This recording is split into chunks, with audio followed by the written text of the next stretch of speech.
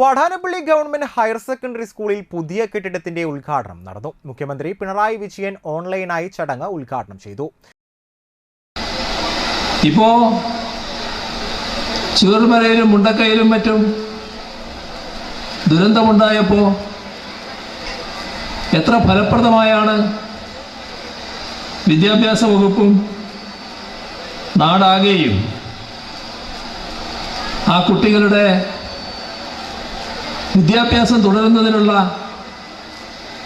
കാര്യങ്ങൾ സജ്ജമാക്കിയത് എന്നത് നമ്മുടെ നാട് കണ്ടതാണ്. ഇപ്പോൾ കേരളത്തിലെ 973 സ്കൂൾ കെട്ടിടങ്ങളാണ് കിഫ്ബി ധനസഹായത്തോടെ നിർമ്മിക്കുന്നത്.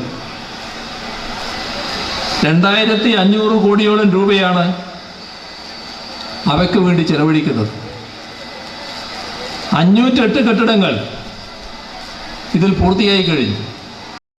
വിദ്യാകിരണം പദ്ധതിയുടെ ഭാഗമായി 1 കോടി രൂപ ചിലവ് ചെയ്ത് 2 നിലയിലാണ് പുതിയ കെട്ടിടം നിർമ്മിച്ചത്. 2020-21 വർഷത്തെ കിഫ്ബി ഫണ്ട് ഉപയോഗിച്ചാണ് കെട്ടിടത്തിന്റെ നിർമ്മാണം പൂർത്തിയാക്കിയത്. കിലയാണ് നിർമ്മാണ പ്രവർത്തനങ്ങൾക്ക് നേതൃത്വം നൽകിയത്.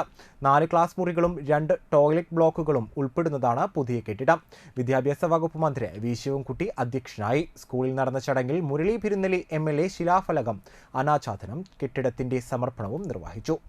ജില്ലാ പഞ്ചായത്ത് സ്റ്റാൻഡിംഗ് കമ്മിറ്റി ചെയർമാൻമാരായ PM Ahmed, Rahim Veettuparambil, panchayat president Shanthi Basi, vice president CM Nisar, ആരോഗ്യ വിദ്യാഭ്യാസ standing committee chairperson Sulekha Jamalu, Chavakkad DO PV Rafi, Vidyakiranam ജില്ലാ coordinator NK Ramesh, PTA president Shaina Muhammad, principal PM Kannan, പ്രധാന അധ്യാപിക ഇൻചാർജ് റീന ജോർജ്, വാർഡ് മെമ്പർമാർ എന്നിവർ സംസാരിച്ചു.